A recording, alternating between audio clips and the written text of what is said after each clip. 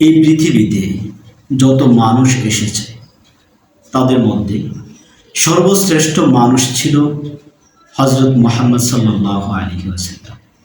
আরবের মক্কা নগরীতে 570 খ্রিস্টাব্দে তিনি জন্মগ্রহণ করেন। হযরত মুহাম্মদ সাল্লাল্লাহু আলাইহি ওয়াসাল্লাম এই পৃথিবীর জন্যে এত এত পরিমাণ মানবতার জন্যে, মানুষের কল্যাণের জন্যে, এই পৃথিবীর জন্যে, এই পৃথিবীর পশু পাখির জন্যে, এই পৃথিবীর প্রাণীদের জন্যে, এই পৃথিবীর উদ্ভিদের জন্যে এত এত পরিমাণ কাজ করেছেন। এত ভালো কাজ এই পৃথিবীতে আর কেউ করেননি। মুহাম্মদ সাল্লাল্লাহু আলাইহি ওয়াসাল্লামের পূর্বেও মুহাম্মদ সাল্লাল্লাহু আলাইহি ওয়াসাল্লামের মতো ভালো মানুষ পৃথিবীতে আসেনি। এমনকি এই পৃথিবী ধ্বংস হওয়ার আগ পর্যন্ত তার চেয়ে ভালো মানুষ আর পৃথিবী থেকেও আসবে না। আমাদের মানুষদের একটা চরিত্র হলো, মানব সমাজের একটা চরিত্র হলো, কারো ব্যাপারে কিছু না জেনে শুধু আমরা মন্তব্য করি। মুহাম্মদ সাল্লাল্লাহু আলাইহি ওয়াসাল্লামের ব্যাপারে এই পৃথিবীতে কিছু সংখ্যক মানুষ রয়েছে, তাদের সংখ্যা একেবারে নগণ্য, অল্প সংখ্যক মানুষ। ওরা মুহাম্মদ সাল্লাল্লাহু আলাইহি ওয়াসাল্লামের ব্যাপারে বিরূপ মন্তব্য করে থাকে। ওরা মুহাম্মদ সাল্লাল্লাহু আলাইহি ওয়াসাল্লামের পূর্ণ জীবনীটা পড়েও দেখে না, কারো থেকে শুনেই, অথবা কোথাও ওনার জীবনের একটা অংশ বিকৃতভাবে উপস্থাপন করা হয়েছে, সেখান থেকে একটু পরে ওনারা বিরূপ মন্তব্য শুরু করে। অথচ মানুষ হিসাবে, জ্ঞানী মানুষ হিসাবে, সভ্য মানুষ হিসাবে, সভ্য জাতি হিসাবে আমাদের উচিত ছিল ওনার পূর্ণ জীবনীটা, ওনার পুরো লাইফ স্টোরিটা আমাদের অধ্যয়ন করা, আমাদের পড়া।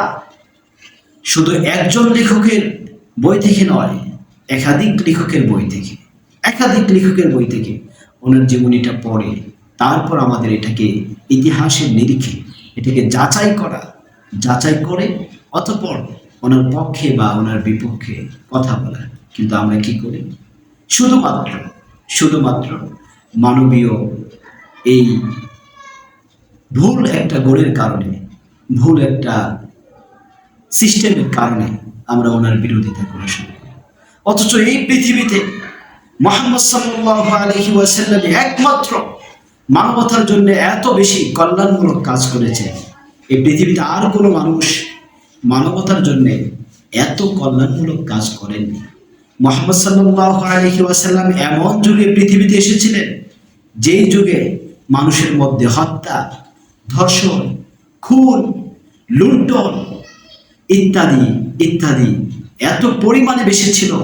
সারা পৃথিবীর আর কোনো যুগে, আর কোনো সময়ে এত অপরাধ এই পৃথিবীতে ছিল। উনি এসে জালেমের হাতকে শক্ত করে ধরেছেন, জালেমের চোখে চোখ রেখে তাকে জুলুম থেকে নিবৃত্ত রেখেছেন, মজলুমকে সাহায্য করেছেন, মজলুমের পক্ষে হাত বাড়িয়ে দিয়ে মজলুমকে টেনে তুলেছেন, সান্ত্বনা দিয়েছেন, মজলুমকে বাঁচতে শিখিয়েছেন। এই পৃথিবীতে সেই সময় সারা পৃথিবীতে নারীদের কোনো মূল্য ছিল না, নারীদের কোনো মূল্য ছিল না। মুহাম্মদ সাল্লাল্লাহু আলাইহি ওয়াসাল্লাম নারীদেরকে তার যথাযথ সম্মানের স্থানে উনি আসীন করেছেন। উনি বলে দিয়েছেন, আল জান্নাতু তাহতা আকদামিল উম্মাহাত, মানুষের চিরশান্তির নিবাস হলো মায়ের পদতলে, মায়ের পদতলে। মুহাম্মদ সাল্লাল্লাহু আলাইহি ওয়াসাল্লাম আরো বলেছেন, রিদল রব্বি ফি রিদল ওয়ালিদাইন ওয়া সাখাত রব্বি ফি সাখাতুল ওয়ালিদাইন। মুহাম্মদ সাল্লাল্লাহু আলাইহি ওয়াসাল্লাম বলে দিয়েছেন যে এই পৃথিবীতে মাতা পিতার খেদমতের মধ্যে যে সন্তুষ্টি অর্জন করতে পারে, আল্লাহ তার প্রতি সন্তুষ্ট। আর যার মাতা পিতা তার প্রতি অসন্তুষ্ট, স্রষ্টাও তার প্রতি অসন্তুষ্ট। উনি এত এত কল্যাণমূলক কথা বলেছেন, নারী সমাজের মর্যাদা দিয়েছেন। সেই যুগে, যে যুগে একজন পুরুষের তার স্ত্রীর গর্ভে যদি কন্যা সন্তান জন্ম লাভ করত, এই পুরুষেরা সেই কন্যা সন্তানকে জীবিত মাটিতে পুঁতে ফেলতে। উনি তখন বলেছে, আল্লাহ তাআলা কন্যা সন্তান দেন যার উপরে আল্লাহ বেশি সন্তুষ্ট থাকে। যেই ঘরে একটি কন্যা সন্তান হয় সেই ঘরে আল্লাহ 2টি রহমতের ফেরেশতা আল্লাহ তাআলা পাঠিয়ে দেন। নবী করিম সাল্লাল্লাহু আলাইহি ওয়াসাল্লাম বলেছেন, যে ব্যক্তি 2টি কন্যা সন্তানকে লালন পালন করল, অথবা উত্তম চরিত্র শিক্ষা দিল, তাদের ভালো বিবাহের ব্যবস্থা করল, সে জান্নাতে আমার সাথে থাকবে। মুহাম্মদ সাল্লাল্লাহু আলাইহি ওয়াসাল্লাম এই পৃথিবীতে শুধু নারীদের জন্যে কল্যাণমূলক কাজ করেছেন তা নয়, তিনি পুরুষদের জন্য কল্যাণমূলক কাজ করেছেন, দরিদ্র বিমোচনায় কল্যাণমূলক কাজ করেছেন। তিনি মানুষের শিক্ষায়, মানুষের চিকিৎসায়, মানুষের বস্ত্রের উন্নতির জন্যে, কল্যাণের জন্যে, পরিবার, সমাজ, পরিবেশের উন্নতির জন্য কাজ করেছেন। এত কাজ আর কোনো মানুষ এই পৃথিবীতে দ্বিতীয় কেউ করেনি, একমাত্র মুহাম্মদ সাল্লাল্লাহু আলাইহি ওয়াসাল্লাম করেছেন। এই পৃথিবীতে গোলামি প্রথা ছিল, দাস প্রথা ছিল, এগুলোকে এসে দাসদেরকে মুক্ত করার জন্যে উনি কত কত কত কল্যাণমূলক কথা বলে গিয়েছেন। দাসদেরকে মুক্ত করলে সব, এতে স্রষ্টার সন্তুষ্টি, মানবতার কল্যাণ। এই দাস প্রথা মুহাম্মদ সাল্লাল্লাহু আলাইহি ওয়াসাল্লাম এসে শুরু করেনি, অনেক আগে থেকেই শুরু ছিল। উনি এসে এটাকে বিলুপ্ত করার চেষ্টা করেছেন, শুধু মানবতার কল্যাণে নয়, এই পৃথিবীর অসংখ্য যুদ্ধ বিগ্রহ মুহাম্মদ সাল্লাল্লাহু আলাইহি ওয়াসাল্লাম থামিয়েছেন, অসংখ্য যুদ্ধ বিগ্রহ থামিয়েছেন।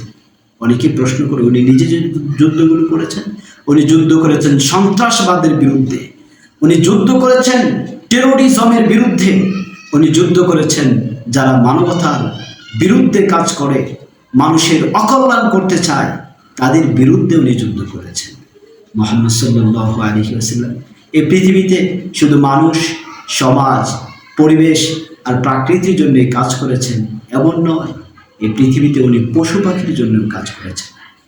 ওনার সাহাবী একটি পাখির বাচ্চাকে নিয়ে এসেছেন, সে পুষবে বলে। মুহাম্মদ সাল্লাল্লাহু আলাইহি ওয়াসাল্লাম তাকে বললেন, আতুরিদু আন তুদি উম্মাহু, তুমি কি চাও এই পাখির বাচ্চার মাকে তুমি কষ্ট দাও? সাহাবী বললেন, অবশ্যই না। মুহাম্মদ সাল্লাল্লাহু আলাইহি ওয়াসাল্লাম বললেন, আইদিল ফারখা ইলা উম্মিহি, যে বাসা থেকে এই পাখির বাচ্চাটাকে নিয়ে এসেছো সেখানে ওর মার কাছে ওরে দিয়ে আসো। প্রিয় ভাইরা আমার, আমরা জ্ঞানী মানুষ, আমরা উত্তম মানুষ, আমরা শ্রেষ্ঠ মানুষ। আমাদের উচিত কারো ব্যাপারে কথা বলতে হলে তার জীবনীটাকে স্টাডি করা, তার জীবনীটাকে পড়া, শুধু একজন লেখকের বই থেকে নয়, বিভিন্ন লেখকের বই থেকে, বিভিন্ন ধর্মের।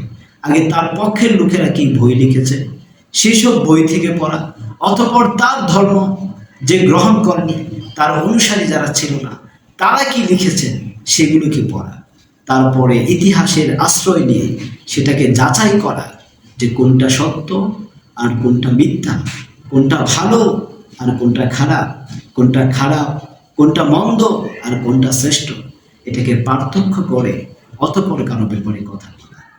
আমাদের স্রষ্টা আমাদেরকে উত্তম কিছুর, ভালো কিছুর আশ্রয় নেওয়ার তৌফিক দান করুন।